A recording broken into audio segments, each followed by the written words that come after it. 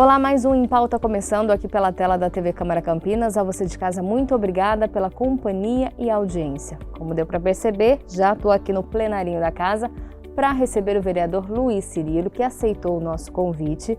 Vereador, muito obrigada, viu? Viviane, por aceitar falar com a gente. É um prazer estar com você aqui, falando com todos aqueles que acompanham a TV Câmara. O Luiz Cirilo é do partido PSDB, está no 4º mandato. Vereador, eu queria que o senhor me falasse um pouquinho dessa experiência. 4º mandato, no meio de uma pandemia. Está encontrando dificuldade? Está sendo diferente? Como que está sendo para o senhor que tem tanta experiência aí no Legislativo? Olha, Viviane, é diferente. Na medida em que nós ultrapassamos, né, o primeiro ano da pandemia, a gente vê que as demandas públicas ainda deixam a desejar. Nós temos problemas relacionados a leitos de UTI, nós temos problemas relacionados às vacinações, né? Muito embora Campinas hoje ainda seja um bom exemplo, está vacinando um número significativo de munícipes, mas no Brasil como um todo, a vacinação ainda está lenta, né? Poderíamos já estar num estágio muito mais avançado. E, consequentemente, seguindo a orientação da Organização Mundial de Saúde, mais imunizados, menos mortes, né? Nós atingimos a cifra de 500 mil mortes. Então nós temos que atribuir um pouco isso à falta de vacinação. Mas voltando ao cenário de Campinas, tudo é diferente. Porque o trabalho público, muitos deles ocorrem de forma virtual. Existe toda uma pressão de algumas esferas, como o próprio Ministério Público, para que o Executivo tenha ações no sentido de conter a onda do vírus. E você não contém se não tiver uma ação de tentar fazer distanciamento, de tentar fazer limites de horários. E o que está acontecendo é que a população, de uma maneira geral, o empresário está pagando um preço muito caro com isso, porque tem seus estabelecimentos com horários reduzidos. Então tudo isso afeta na medida que as demandas na Câmara Municipal acabam aumentando também. São mais demandas relacionadas aos problemas inerentes às atividades comerciais e às demandas comuns do dia a dia, do trivial, que sempre ocorreram numa cidade heterogênea como Campinas. Problemas de asfalto, problema de saneamento, problema de saúde do dia a dia que não seja pandemia. Então os problemas continuaram e foi ainda agravado com os reflexos das ações, principalmente do Poder Executivo. O senhor falou aí em tentar conter o vírus, né? O senhor é autor da lei que torna obrigatório o fornecimento gratuito de máscaras protetoras aos funcionários dos locais aí que a lei especifica, né? É uma forma de ajudar nessa contenção do vírus que o senhor teve a ideia e agora está em prática. Foi esse o objetivo. Na verdade, esse projeto é do ano passado, tornou-se lei o ano passado, obrigando que todos os hospitais e repartições públicas ligadas à área da saúde recebessem de forma gratuita aos profissionais de saúde os equipamentos de proteção, porque é aquela tese máxima, né? Se o profissional da saúde está protegido, ele irá nos atender, terá à disposição a facilidade de nos atender com a sua saúde íntegra, né?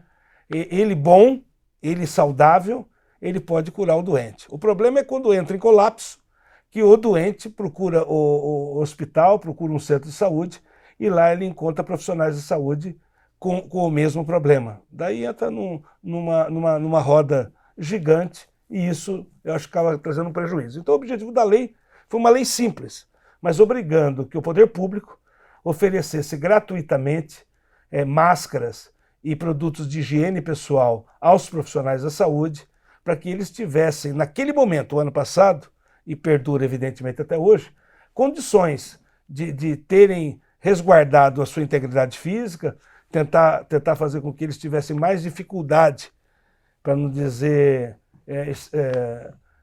evitar ao máximo a contaminação, para que eles pudessem ter tranquilidade e ao mesmo isso dá tranquilidade, né, ao profissional, para que ele pudesse atender com dignidade todos aqueles que vierem procurar o sistema público de saúde. Vereadora, a área da saúde hoje não tem como fugir, é foco total nela. Como que está o trabalho do senhor em relação a isso? Foco total. Ontem eu estive com o prefeito e o prefeito até foi muito taxativo. Nessa primeira quinzena de junho, nós atingimos números alarmantes, números negativos no sentido de muitas internações, a proliferação do vírus continua, há ainda necessidade de usar máscaras, fazer higiene pessoal nas mãos, evitar aglomeração, mas infelizmente tem algum segmento que a gente eu não posso ser leviano e apontar com precisão, mas tem algum segmento que ainda está destoando do restante da sociedade e precisa realmente contribuir. Você vê que os idosos, o ano passado, no ano 2020, os idosos eles eram um número muito grande de pessoas contaminadas.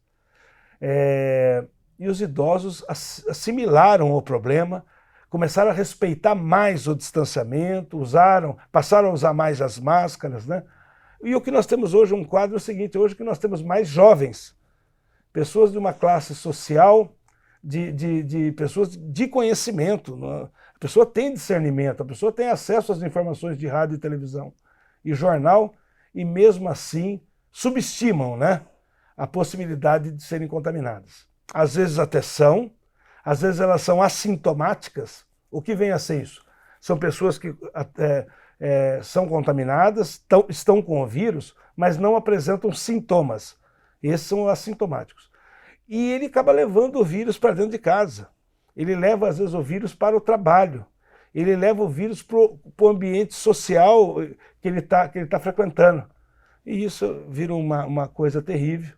Então, tudo isso precisa ser evitado. E o povo brasileiro, infelizmente, está passando por esse momento tão difícil. Nós estamos vendo que outros países houve uma união da própria União, dos estados e dos municípios. Aqui no Brasil nós estamos tendo um desarranjo ainda nesse sentido. O governador fala uma coisa, o presidente fala outra, e quem está pagando um preço caro ainda é a população. E, vereador, diante dessa nova realidade, como é que está sendo o seu trabalho, o seu contato com a população? As demandas não param? Como que está chegando toda essa necessidade da população até o senhor, já que a gente tem que ficar mantendo o isolamento social, como o senhor disse, usar álcool em gel, usar máscara? Como que está sendo esse trabalho seu, do seu gabinete? Viviane, eu até te agradeço a pergunta, você possibilita que nós possamos divulgar um pouco dos canais de comunicações que eu tenho. Realmente, o contato físico, que é o fundamental, né? Nós somos humanos, nós somos um país onde, pela descendência, nós temos realmente aquela necessidade, até do contato físico, né? O comprimento da mão, ao despedir, às vezes dá um beijo no rosto da pessoa, é uma coisa muito do brasileiro, né? Com essa pandemia, tudo mudou. Nós estamos nos distanciando mais, pelo menos essa é a regra e a importância disso. E no que se refere ao trabalho do homem público, ele tem que ir aos locais, sim, respeitando tudo que a Organização Mundial de Saúde pede, recomenda de distanciamento, mas ele consegue interagir com a população por outros canais, não só o físico, através de um contato telefônico, através das redes de WhatsApp, de Facebook, Instagram. Então eu tenho tudo isso disponível e eu coloquei minha equipe de gabinete com o propósito de continuar atendendo a população. E as pessoas em casa, elas têm procurado interagir. Hoje nós estamos vivendo um momento que o século XXI oferece muitas ferramentas de comunicação. Os mais jovens, então, interagem de forma muito fácil, né? A dificuldade maior, às vezes, é para a pessoa de média idade. Da média idade para a idade um pouco mais avançada. Ela não tem uma interação não é muito comum interagir num smartphone, num telefone. Aí é a dificuldade maior. Mas daí a gente continua com aqueles canais de telefone, com aqueles acessos a e-mails, que ainda eram tradicionais. Outrora, a gente continua fortalecido para tentar minimizar esse espaço e tentar permitir com que a população, querendo reclamar, sugerir, possa continuar tendo essa condição. E falando de demanda, eu queria que o senhor me falasse sobre o Poupa Tempo. O senhor é presidente da comissão aí sobre a reabertura do Poupa Tempo na região central aqui da nossa cidade. Como que está essa situação? Como que está o trabalho dessa comissão? Bom, então eu só quero fazer, se você me permitir, eu quero só fazer um rápido histórico. No ano passado, março do ano passado, nós tivemos o Poupa Tempo na região central, mais precisamente que fica na Avenida Francisco Glicério, fechado. A informação do governo do estado, por quê? Porque o Poupa Tempo é um órgão prestador de serviço estadual, ele não é municipal. e nós tivemos a informação que o governo do estado estava fechando em razão da pandemia. Então, aceitamos a desculpa, né? O tempo foi passando e logo em seguida eu vi que o Poupatempo não ia reabrir. Eu rapidamente entrei com um pedido de comissão para irmos até São Paulo, irmos até o governador, irmos até a Prodesp, que é o órgão que cuida do Poupatempo, para termos informações um pouco mais apuradas, mais reais, para checar realmente o motivo do fechamento. E o motivo não era só aquele de distanciamento, o motivo não era tão nobre quanto pensávamos de ser apenas no momento da pandemia. O motivo era mais financeiro, o Poupatempo pagava um valor ali na região central, no prédio central, entenderam os dirigentes da Prodesp que o valor era muito abusivo, era muito alto, e que para instalar novamente um novo Poupatempo no centro, ou seria custo zero, ou seria totalmente subsidiado pelo município. A partir daí eu comecei um trabalho junto ao prefeito, o antigo prefeito, o prefeito Jonas Donizete, para que a prefeitura pudesse ceder algum espaço. Inadmissível uma cidade como Campinas, onde o poder público municipal detém muitos espaços bons, muitos espaços na região central, e a partir daí foi sugerido pelo próprio prefeito que nós ocupássemos, que poderia ser ocupado os 400 metros do Paço Municipal, que é o saguão ali da prefeitura. Levamos à Prodesp essa resposta, essa iniciativa do prefeito, e a partir daí começamos a andar no sentido de instalar novamente a unidade da região central na prefeitura municipal. Mas eu costumo dizer, Viviane, e vou repetir agora, é um passo para frente e 1,5 para trás. A Prodesp mostra que não tem interesse em instalar nada na região central. O que eles querem é manter aquele poupa-tempo lá no Shopping Campinas, e para eles está bom. Eles não entendem que a cidade de Campinas é uma cidade com mais de 1.200.000 habitantes. Eles querem não entender que a cidade de Campinas tem uma região central, que vem pessoas, inclusive, de todas as cidades vizinhas, mas ficando no Campo de Campineiros, tem o campineiro que frequenta o centro da cidade. E nós temos que pensar o seguinte, não adianta querer modernizar a cidade se nós não revitalizarmos o centro. E fechar o poupa-tempo na região central é ir na contramão da revitalização do centro. Nós perdemos nos últimos 10 anos o Fórum Central, lá para a cidade judiciária, em razão de espaço. Nós perdemos as faculdades da PUC, várias faculdades que ficavam ali naquele prédio, na região central, para os campos.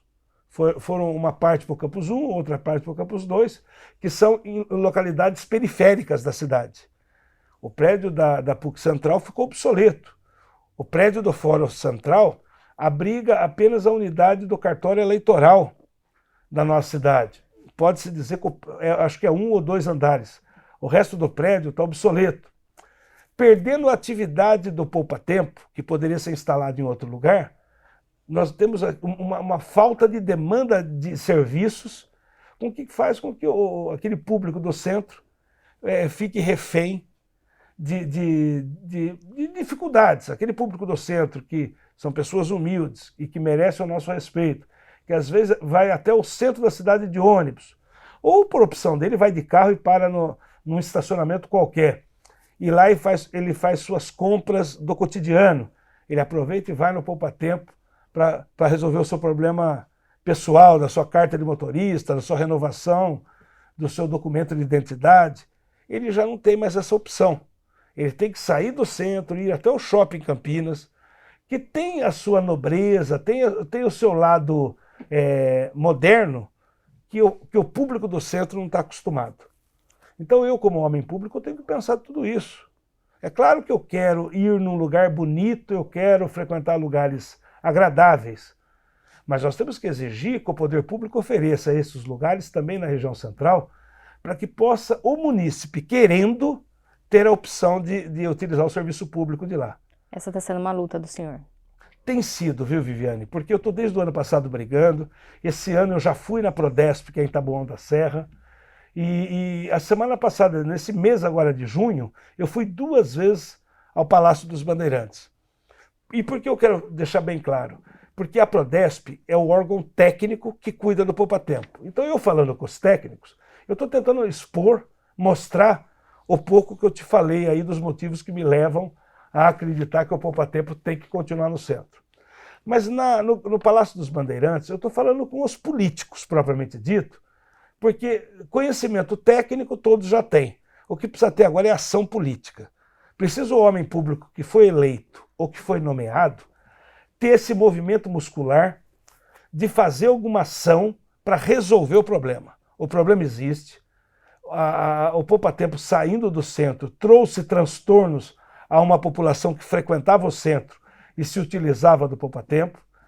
E alguém pode me falar assim, mas hoje nós temos o poupa-tempo 4.0, que é o digital. É uma coisa nova. Ótimo. Para os mais novos, isso está funcionando e funcionando bem. Mas eu continuo trabalhando naquela linha de pessoas que não têm a mesma habilidade que os jovens têm. Se a gente fizer uma autoavaliação, você pegar o seu avô, por exemplo, os seus pais, muito embora você seja nova e seus pais também devem ser novos, mas eles não têm a mesma habilidade que você tem, que os seus amigos têm. Isso tudo porque existe a geração que cresceu com o smartphone na mão. E existe uma geração que ela cresceu, ela constituiu uma família, ela trabalhou ao longo da vida, ela aposentou, sem ao menos ter acesso, ter ligado um computador. Então ela tem muito mais dificuldade. O que nós vamos fazer? Vamos excluir essas pessoas, elas não fazem parte mais do nosso contexto, usamos e abusamos dela enquanto elas podiam oferecer alguma coisa. Hoje aquelas pessoas se tornaram obsoletas e vamos deixá-las de lado? Exatamente isso. Enquanto eu for vereador, ontem eu até dei uma entrevista lá no Palácio dos Bandeirantes, enquanto eu for vereador eu vou brigar até o meu último minuto, do último segundo, para tentar restabelecer.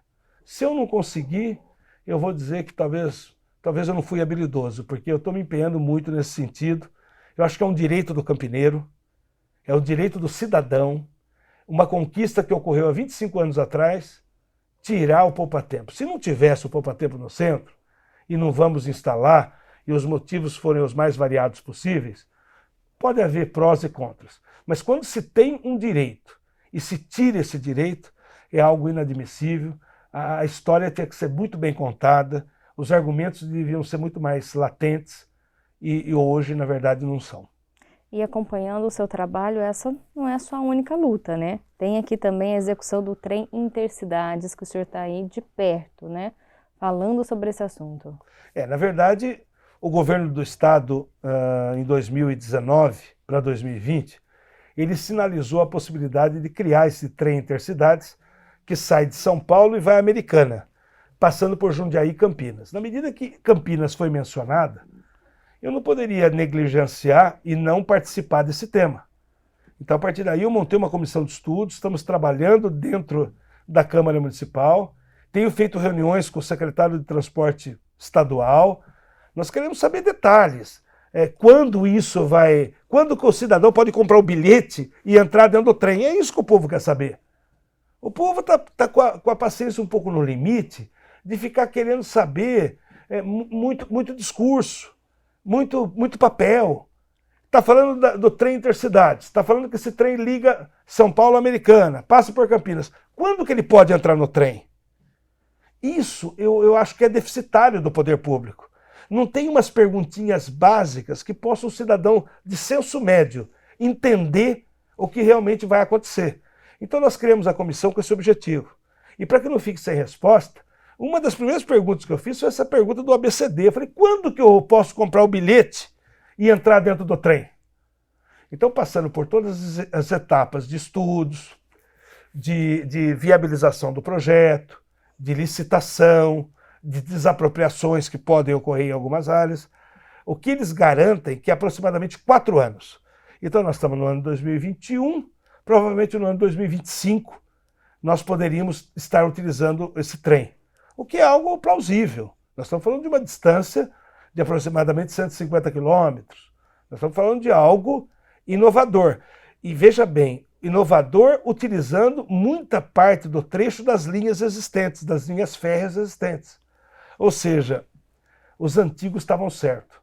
Há 3 décadas atrás, há 4 décadas atrás, o transporte principal no Brasil era a linha férrea.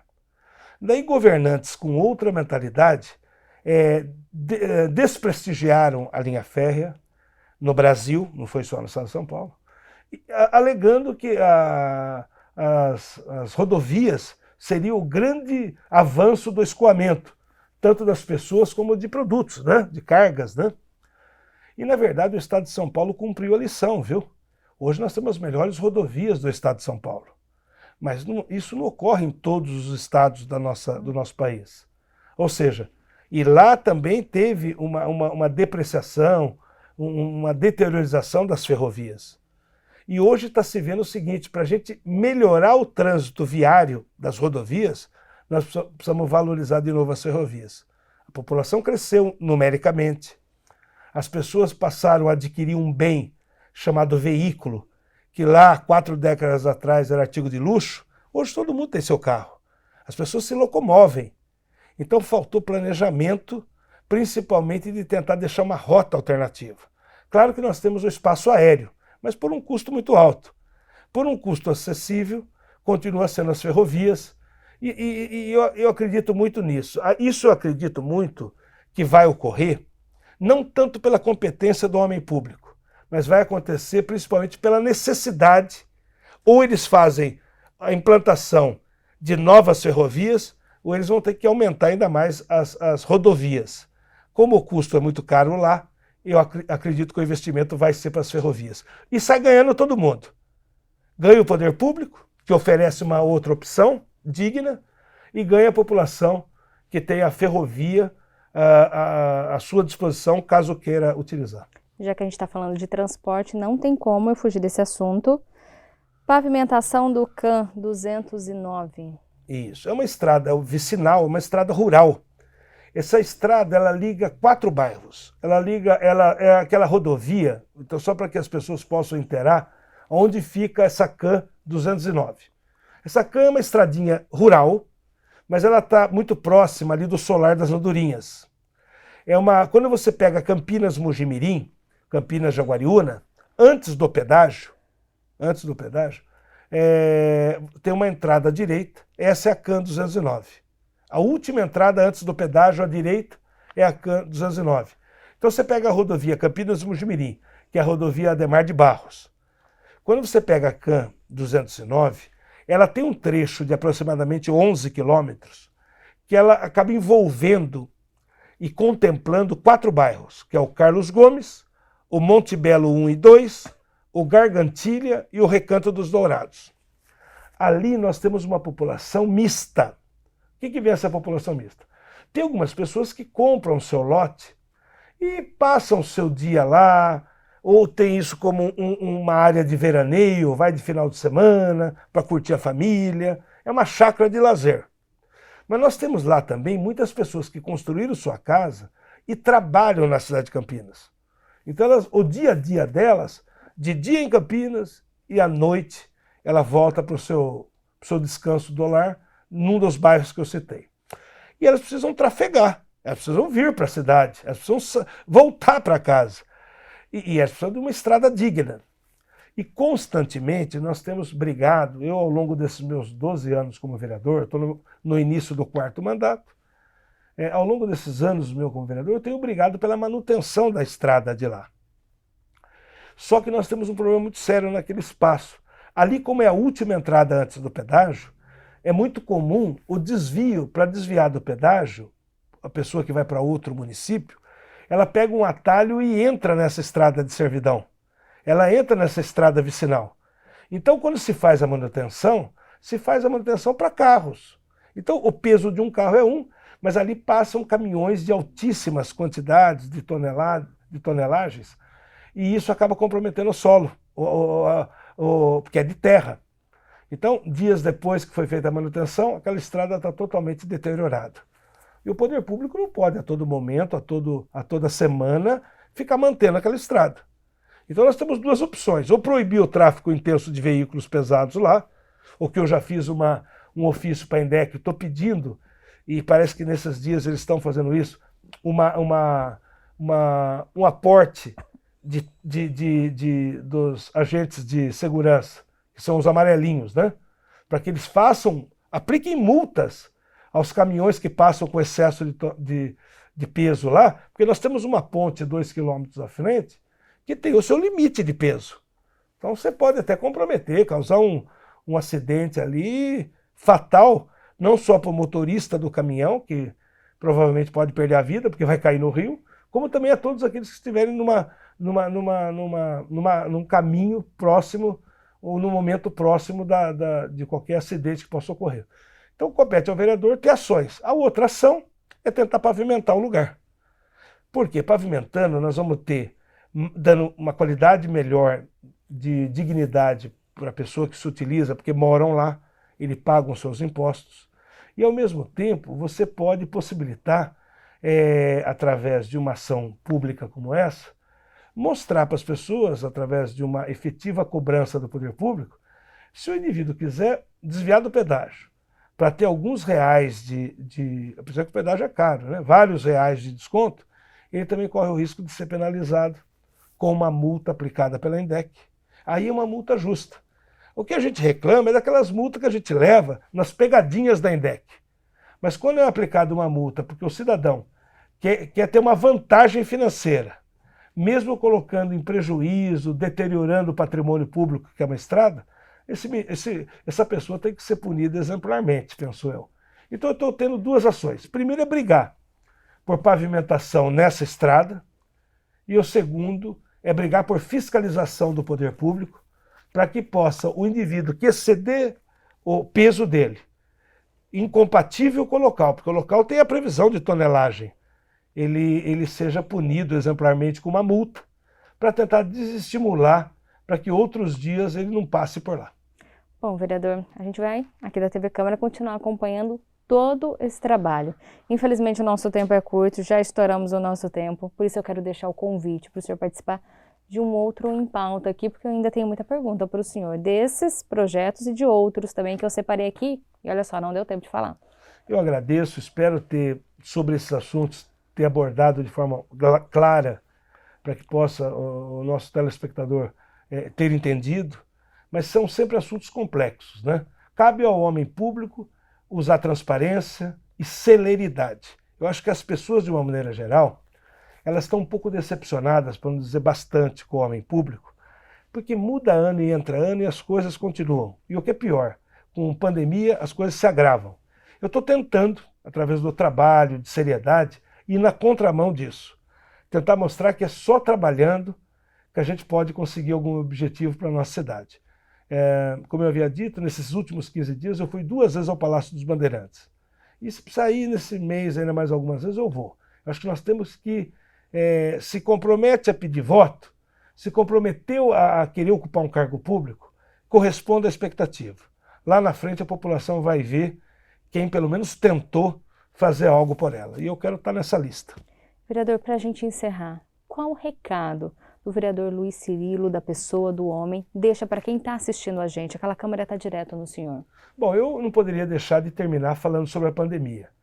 Procure estimular as pessoas que estão ao seu redor, filhos, pais, tios, primos, amigos, a usarem máscaras. Ao mesmo tempo, não fazer aglomerações. E, ao mesmo tempo, mostrar que é possível a gente evitar essa onda que está vindo vacinando. A gente sempre tem alguém na família que, às vezes, é meio arredio à vacina, às vezes uma pessoa mais simples, às vezes aquele andarilho de rua, aquele moço que pede sempre um trocadinho para a gente no sinal. A gente precisa fazer esse questionamento, se aquela pessoa foi vacinada, se não, vamos tentar ajudar essa pessoa, vamos tentar fazer algum encaminhamento. É mais uma vida talvez que a gente salve e isso não tem dinheiro. Eu acho que é mais ou menos por aí. Vereador, mais uma vez, muito obrigada por falar com a gente. Eu que agradeço. A você de casa também, muito obrigada. E assim a gente encerra com um recado do vereador Luiz Cirilo. Se cuida, a gente se vê na próxima edição do Em Pauta. Tchau!